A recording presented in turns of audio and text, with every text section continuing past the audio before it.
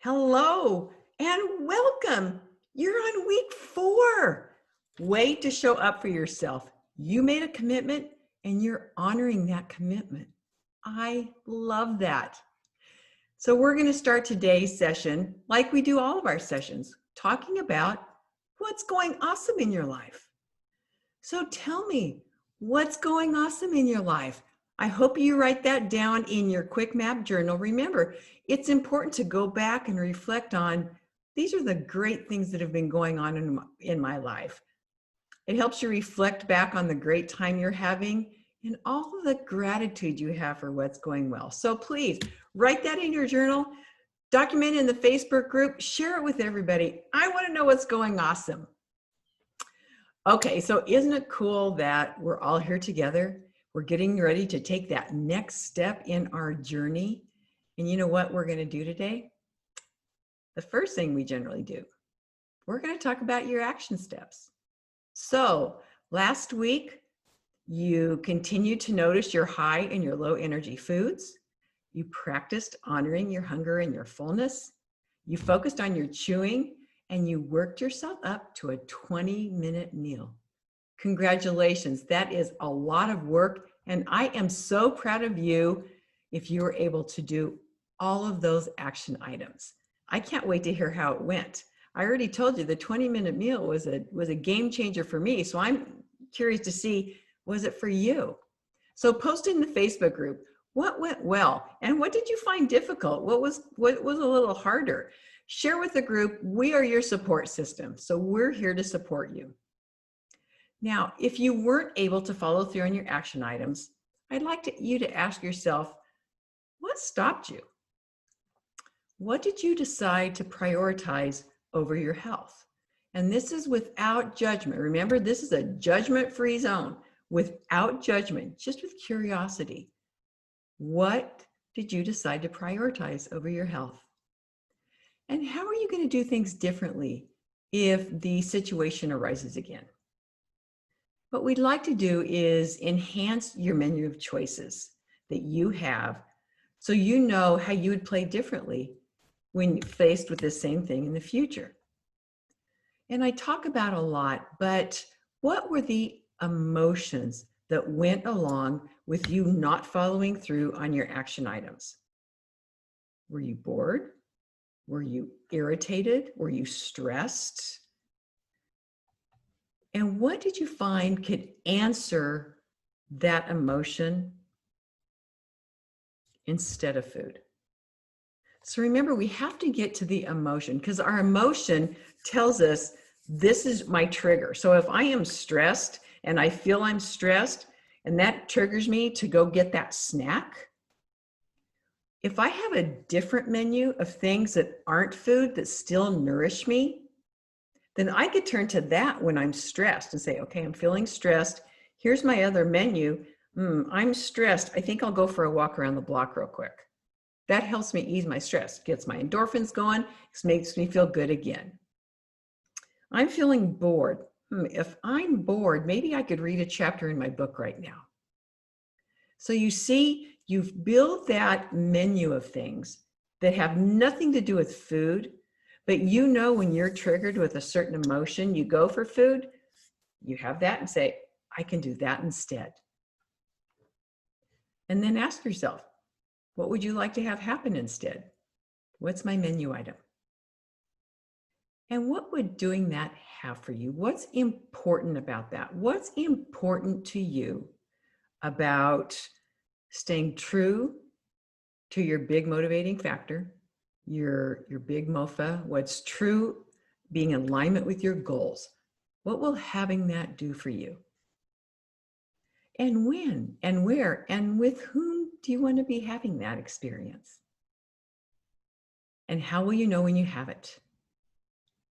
What will I or what will others see from the outside looking in? What will we notice that's different that's going on with you? And then what stops you or slows you down from having what you want? And who else might be affected if you follow through, either positively or negatively? So if you follow through with creating a healthy lifestyle, but your best friend still likes to go out every weekend and party and drink a lot and eat, junk food, that relationship might be a little different if you want to go toward another path. So think about who else might be affected. Okay? You can pause, hit rewind, go through those questions, write in your quick map journal the answer, and this is how you're going to start to build your intuition about yourself, because we just kind of go through life and we don't stop and reflect to build that intuition, to know the answer to these questions and how to learn to move forward. So go ahead, hit replay, listen to those questions again, and write down the answer. Okay, are you ready to move forward? Let's shake out. Come on, we're gonna shake out, get all that kind of stress going, because today we're gonna learn how to relax.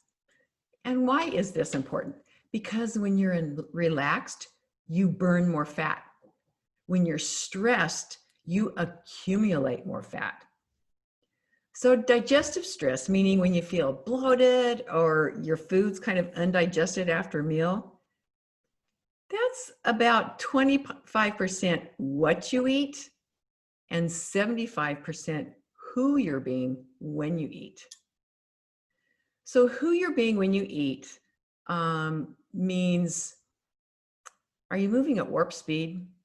Are you constantly eating on the go? You're standing around in your kitchen and you're eating while you're doing stuff in the kitchen, or you're always reading a book, trying to catch up on work in front of your computer while you're eating. We talked about this in the 20-minute meal, didn't we? All starts to work together. When you multitask during a meal, when you engage in negative gossip, when you're reading, or when you're watching the news when you eat, these are all ways that we feed our stress response. Now, eating under stress is not uncommon. As a matter of fact, nowadays it's socially acceptable and often a prerequisite for managing a job or a family or even having a life. Stress is the opposite of relaxation. When do we feel stress? Generally when we're moving too fast. Now, if you work for a stronger metabolism, or you've been trying to heal some challenge and you haven't received any success, there's one basic reason. And that's because you're moving with too much urgency, when everything in your life is competing for attention all at the same time. Everything appears urgent. But you know what? That causes us to move too fast. And we've discussed some of this before, but it's worth revisiting. When we move through life too fast, we inevitably eat fast, which destroys our metabolism and creates that digestive stress where the food doesn't properly get digested. And that results in meals eaten under a physiological stress. And that diminishes our calorie burning power. So the slower you eat, ironically, the faster you metabolize. The more relaxed you are throughout the day, the more energy you're going to have. So that 3 o'clock, 4 o'clock in the afternoon slump, and you're just kind of been sprinting through the day, and then we just feel like you have to relax, you have to recuperate a little.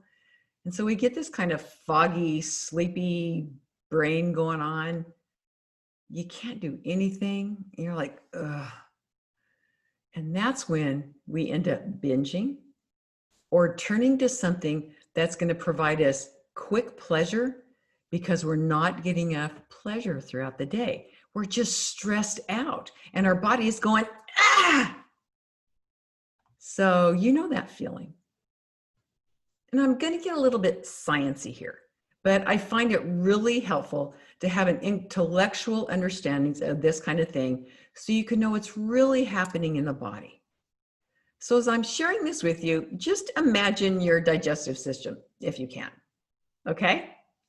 Okay, well, when you're in a stressed response, you can eat the healthiest meal on the planet, but if you eat it in a stressed out, anxious state, your digestion is dramatically diminished.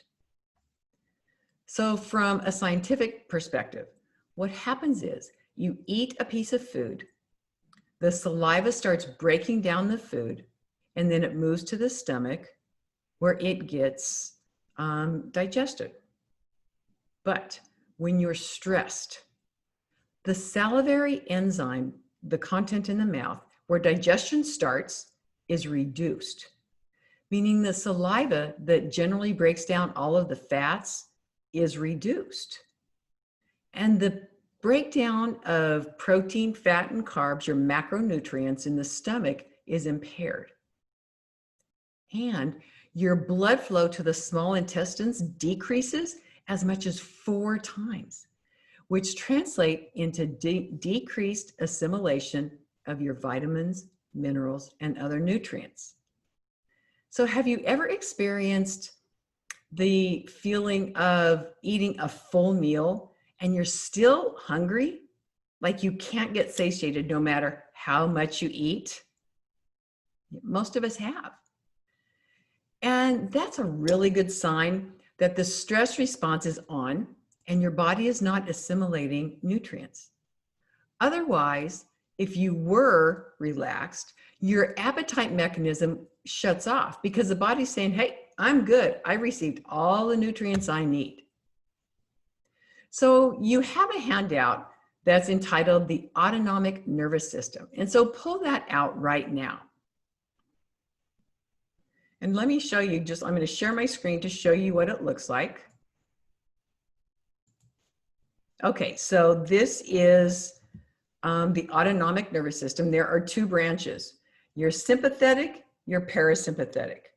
Your sympathetic nervous system is your stress response. Your digestion shuts down, your metabolism slows, and you store fat. Your parasympathetic, on the other hand, is your feel and heal, your rest and digest. Your metabolism goes up and you're able to burn fat. Okay? Still with me? So we're going to talk about the connection between stress and metabolism. Again, the autonomic nervous system is responsible for digestive activity. You have the 2 branches, parasympathetic, sympathetic. I'm wondering, have you heard of those before? Okay, some have, some haven't. The parasympathetic is also known as the rest or digest, the feel and heal response. This is the optimal state for digestion and for healing. You see, stress usually limits our personal power. It limits our body's ability to heal. When the parasympathetic is activated, our metabolic power increases and our body's healing power increases. That means when we're relaxed, we actually burn more fat. Now, when the sympathetic nervous system is on, that is our fight or flight. You've heard of that, your fight or flight system. That's our stress response. And when we're stressed out, guess what happens to our digestion? It shuts down. You may have heard of this classic textbook example. If a lion was chasing you after you ate lunch, you really wouldn't be concerned about digesting your sandwich. The sympathetic nervous system would act effectively to shut down your digestion and direct blood flow away from the belly into your extremities so you can get away fast from that lion. It is a brilliant mechanism in place for our survival. And you know, while most of us don't confront lions during our lunch hour, we do encounter stress. So here's the deal. On a physiologic level, your body does not differentiate between a lion chasing you and your boss yelling at you, or you getting in a tense traffic jam, or you fight with your partner. One is life-threatening, the other is not. But guess what? On a physiological level, they are exactly the same. They both trigger the digestion to stop, and your body stores fat. That decreases our metabolic power, the speed of our metabolism, or our ability to use the nutrients that we need. When your sympathetic is activated, which is most of us, most days, all day, because it's that chronic low-level stress, our parasympathetic is shut off because they don't go on at the same time. If one's on, the other's off. If we don't learn to relax, we won't be able to tap into our natural mechanism for burning fat and keeping us at our ideal weight. Now, have you ever heard of the hormone called cortisol? This is the hormone that is released when we're stressed out. And studies show that increased cortisol in the system leads to fat accumulation. So people who tend to gain weight primarily around the belly are likely experiencing chronic low-level stress, as the excess cortisol production has this strange effect of fattening up the belly. Does that make sense? Okay, good. So if your cortisol goes up, your body tends to create that fat accumulation around your belly. And you may have seen people that have really skinny arms and legs, but kind of a big belly. That means that they have a stress response. They are under that chronic low-level stress. Now, elevated cortisol levels also inhibit our ability to regulate our blood sugar, can slow healing, leads to muscle weakness, severe fatigue, irritability, difficulty concentrating, high blood pressure, headaches, all of the symptoms associated with high stress. It all ties in together. So what I'd like to know for you is, what are your 3 common stressors that you experience, and how does your body respond to that stress? Go to page 30 in your Quick Map journal to document these. And I'm going to share my screen again real quick.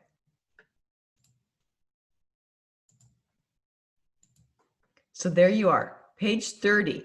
So my stressors, relaxers, what are my top 3 stressors? Write those down so you know those. Again, what are we doing? We're building your intuition.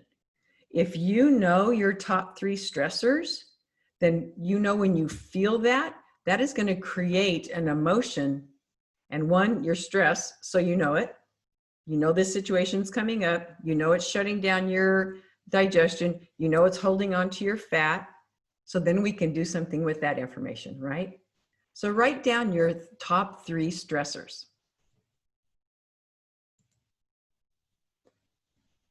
So for most of us, our body is in this low-level stress state most of the time. And we all have those times when stress is elevated, but it's that chronic low-level stress that is ever present that doesn't allow our parasympathetic to reset. It's like we keep a light on all the time. And that has our cortisol level production keep going and going. It just never shuts off. It's no wonder we can't lose weight. It's no wonder we're grumpy and we can't concentrate. Now, you could lose a few pounds here and there, but ultimately no amount of calorie counting or amount of treadmilling will get you to where you want to go. So your task is to do something of great difficulty for most people, and that's to relax. You know, some people use stress and threat of punishment to motivate themselves to lose weight. So for an example, an inner dialogue might be, if I don't lose 8 pounds, I am not going to the big party.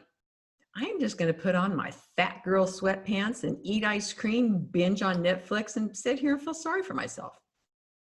Or if I don't go to the gym 4 days this week, then I am not going to give myself permission to get a massage. Do you think that works? No.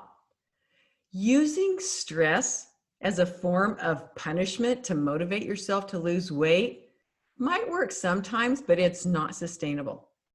And the point is, worrying and stressing about losing weight or healing is totally counterproductive. To boost metabolism, you have to relax and stop producing so much cortisol. And we can say that's true for healing pretty much anything in your body. You must relax to stop producing so much cortisol. So when you stress about eating too much or working too much, that's completely counterproductive because you're activating that cortisol and that stress response. That's when you have to relax. That's when you have to stop the judgment and just say, okay, I didn't do it this time. I know that now. Great learning experience. Your most important step is your next step. Okay? So now I'm curious. What are your top 3 relaxers? You know, those things that just leave you feeling relaxed. There's no wrong answer here. Everybody is unique and different. I just want you to become aware of how you intuitively relax already. And even if you may not have done any of these for some time, go ahead and write them down. On page 30, list what they are. And then I'll share some specific action steps around those so you can stop producing so much cortisol and fire up your metabolism. So write down, my top 3 relaxers are right there in your quick map journal. Okay, now remember, the parasympathetic and the sympathetic nervous systems are not running at the same time. When one is activated, the other's off. So if the sympathetic nervous system is on, you're running that low-level chronic stress. The parasympathetic is off. So in order to activate your parasympathetic nervous system, rest and digest, fat-burning optimal metabolic state, we need to get you into that relaxation mode. And what is the number 1 way to stop producing so much cortisol? The answer is to slow down. And you're probably thinking, Carol, I don't have time to slow down. I am a busy person. I need to get stuff done. Okay, so here's the really great news. It takes less than 2 minutes to de-stress your body and move into the maximum nutritional metabolism, your most optimal metabolic state. You can eat stress-free anywhere, anytime, and tap into your metabolic power instantly. You can use this anywhere in your life when you feel stressed. 2 minutes and you can calm down in any situation in life. So what we're going to do is we're going to trick your central nervous system. The shortcut to turn off stress and activate your psychological and physiological relaxation response is conscious breathing. When we are in a stressful state, if we consciously adopt the deep rhythmic breathing pattern characteristic of a relaxed state, we trick our central nervous system. The brain is like, hey, I thought I was a nervous wreck, but I am breathing like a relaxed person. I must be relaxed. The result is a shift from that low digestive activity to that full digestive force. I have watched people cure heartburn, constipation, fatigue, just using this simple technique. Now, with any meal or snack, anytime food is about to pass your lips, ask yourself, am I about to eat under stress? Am I stressed right now? And if the answer is yes, then pause, and I'm going to teach you how to do a 2-minute exercise to relax yourself. Okay, so We're going to do what I call the 5-5-7 breath. And what this is, it's all going to be through your nose. You're going to keep your mouth closed through your nose. You're going to inhale for a count of 5. We're going to hold that for a count of 5. Then we're going to exhale to a count of 7. The exhale is a little longer than the inhale. The trick is to get all that air out of your lungs, because then you'll be able to do the next one, okay? So what I'd love for you to do is sit comfortably in your chair. If you've been writing notes, go ahead, put your pen down, put your notebook down, put your quick map journal down, and sit comfortably in a chair and elongate your spine. Sit with a nice straight spine, your feet flat on the floor, and your hands resting comfortably wherever that's comfortable for you. Now close your eyes.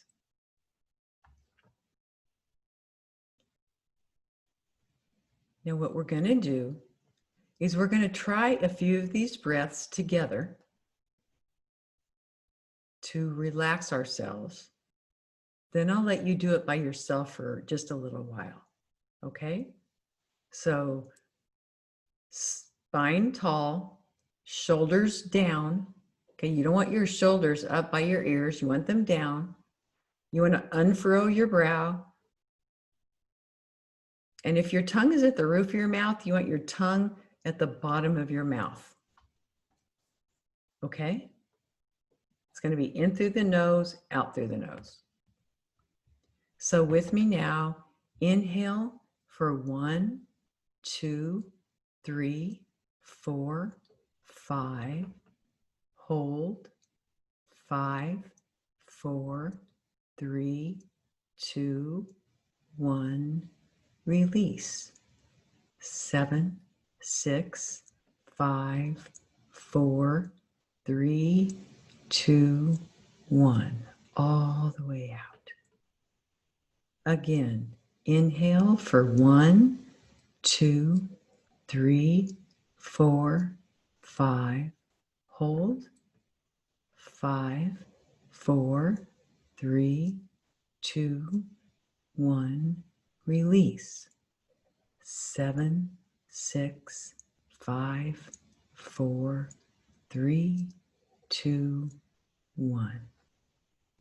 One more together. Inhale for 1, 2, 3, 4, 5. Hold. 5, 4, 3, 2, 1. Release. 7, 6, 5, 4, 3, 2, 1. Now continue this conscious breathing, that slow, steady rhythm, and scan your senses. When you inhale, notice the scent and the temperature of the air as it passes through your nose. And notice the reds and oranges on your eyelids. Feel your elongated spine, your softened shoulders, your softened jaw, the feeling of your butt on the chair and your feet grounded on the floor.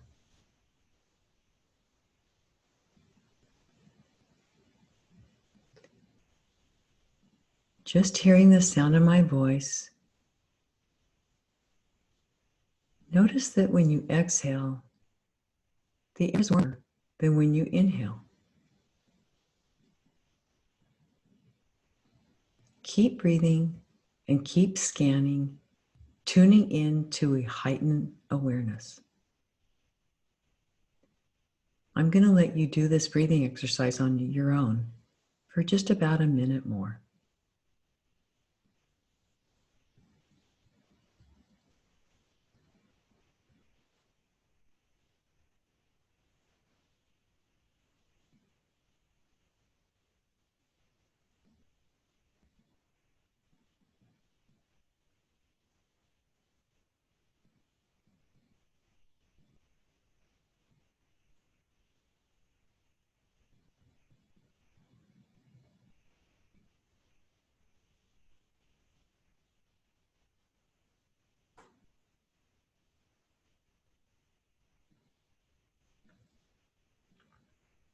Okay. Come on back to the room. Wiggle your fingers, wiggle your toes, do a little shimmy of the shoulders, and slowly open your eyes. How are you feeling? Good. This is a 2-minute relaxation. You can do this anytime, anywhere, and I love it because it's free. Breathing before and during meals is a great way to become a relaxed eater and boost your metabolic power. You can do this in your car, you can do it at work, before you go to bed. If you're feeling stressed and you can't fall asleep, do this 5-5-7 breath and you can relax. Even when there's chaos going on throughout the day, pay attention to who you're being. Can you relax into that chaos? Some people say, if I'm relaxed, I'm not going to get anything done. But relaxing isn't not about not doing something. It's about who you're being. So practice using this conscious breathing throughout the day and work in the rhythm of relaxation. It's still productive, but in a rhythm of relaxation. You will find that you're more focused, more productive, and more energized. It's very exhausting to be in that stressed state all the time. You're using up a lot of energy that way, and you're storing a lot of fat. So we've been talking about how breathing increases metabolic power. And there's one really cool piece of news that I haven't told you about that. Metabolism is about heating the body. That's what burning calories is. When we eat the right foods, we feed that furnace, right? Well, the breath helps with the burn because it warms the body. Breathe in more oxygen and you burn food more fully. So simply by relaxing the breath, doing the conscious breathing, your capacity for burning calories and burning fat goes up. How cool is that? And here's another great thing. When you're taking the time to chew your food and enjoy your meal, rather than scarfing it down in 7 minutes, you have the time to breathe. See how all this starts working together? You slow down and you chew, you employ your 20-minute meal, you now have conscious breathing, and all of a sudden, you are burning more calories, metabolism's fired up, and you are feeling great. Okay, so we're going to talk about action items for this week. This week, it's about slowing down. Use your 5-5-7 breath before every meal. Make sure when you are in a stress state, you use this for 2 minutes throughout your day. When you eat, use your senses. Enjoy the smell of your food. Enjoy the visual presentation or the aesthetics of it. Feel the texture of the food in your mouth and savor the flavors. Slow down. You actually might start focusing on things around you. If you're able to look out a window, what do you see? Do you see a tree? What is the bark on the tree like? Are you looking at a wall with a beautiful picture that you've never really looked at before in detail? What is that? Just look at the beauty of that. Just heighten your senses all around you. That means kind of coming to your senses. Now, when we talk about, again, looking at our 20-minute meals, if you haven't been able to do your 20-minute meals, let's say you eat breakfast in 5 minutes. Make it 10 this week. And if you normally take 10, bump it to 15. Try to give yourself 20 minutes for lunch and dinner. Practice your 20-minute meal, or until you reach your 7 on the fullness scale, because you don't want to eat for 20 minutes if you're full at 17 minutes, right? So don't forget to honor your hunger and your fullness. And use lunch as the highest fat burning time of the day. It's when the sun is highest in the sky, right? That's when our body temperature goes up, so you're kind of stoking the furnace. So if you slow down and eat your largest meal at lunch, you're going to be assimilating the nutrients really, really well. So lunchtime can be your biggest meal of the day, so you're optimizing your metabolic power. Enroll your family, your coworkers, even your boss to create more time for a more relaxed meal. Tell them what you're learning. Have them take this 6-week course. That would be great. Then you could all do it together. And this coming week, relax into the chaos of the day. Move into that zone. The world is not going to stop. We all know that. There's no pause button. But we can learn to regulate our nervous system and relax into the chaos. And you can do that by engaging your senses. All right, that's it for this week's session. I am really curious to know, what were your aha moments? Are your insights from today's session? Please put those in your Quick Map journal. Keep track of all those and then comment in the Facebook group. I would love to hear what resonated with you today. The more you document, the more you engage, the more you're able to look back and say, wow, look at the progress I'm making. That's great. Don't forget, next week we have our session and we're going to talk how to make these habits permanent. Sounds great, doesn't it? Okay, everybody, have a wonderful week. Don't forget to get in the Facebook group. Put your comments in. I'm always in there. I will comment back. Okay, have a wonderful week and we will see you all next week. Goodbye, everybody.